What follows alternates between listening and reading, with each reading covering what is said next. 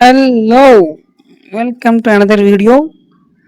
ఉదయాన్నే మా అమ్మ లేపేసింది. సో ఇలాగ లేచాం కదని చెప్పేసి మేడ పైన వాకింగ్ చేసేస్తున్నాను విటమిన్ డి కోసం. చూసారా సూర్యుడు మనకు మామూలు విటమిన్ డి ఇచ్చట్లా, ఫుల్గా ఇచ్చేస్తున్నాడు. సో ఈరోజు స్పెషల్ ఏంటంటే తొలి ఏకాదశి. మా అమ్మ తొలి ఏకాదశి అని చెప్పేసి గుమ్మాలకి మొత్తం పసుపు రాసి పసుపు కుంకుమలు పెట్టేసింది అనమాట. అదేవిధంగా మన డైలీ ఇంట్లో పూజ చేసుకుంటే ఆ ఇంట్లో ఒక పాజిటివ్ ఎనర్జీ అనేది వస్తుంది. సో ఈ ఫెస్టివల్ అయినా లేదా నార్మల్ డేస్ అయినా ఎప్పుడైనా మనం డైలీ ఇంట్లో పూజ చేసుకుంటే మనకుంటే ఒక పాజిటివ్ వైబ్ అనేది ఇంట్లో క్రియేట్ అవుతుంది. సో ఇలాగ రెడీ అయిపోయాం కాబట్టి దగ్గరలో ఉన్న శ్రీ వెంకటేశ్వర స్వామి టెంపుల్కి మేము వెళ్ళిపోయాం అనమాట.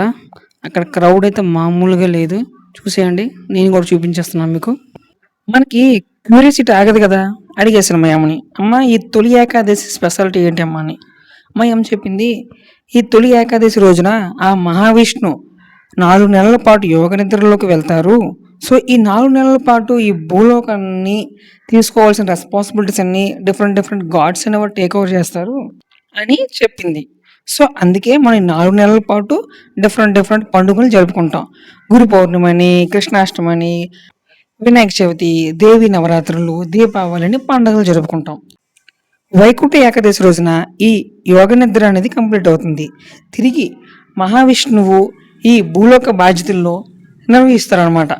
సో మీరు కూడా నాతో పాటు అనండి, ఓం నమో భగవతే వాసుదేవాయ నమః. క్యూలో వెయిట్ చేసి లాస్ట్కి ఆ వెంకటేశ్వర స్వామి దర్శనం అయితే చాలా చక్కగా జరిగింది. ఈ టెంపుల్ అనేది మన నక్కపల్లి దగ్గరలో ఉన్న అడ్రోడ్లోని హెట్రో కాలనీకి వెళ్ళే రూట్లో అయితే ఉంటుంది. ఇంకా కన్స్ట్రక్షన్ చేస్తున్నారు ఇది. మరొక సరికొత్త వీడియోతో మళ్ళీ కలుద్దాం. బాయ్.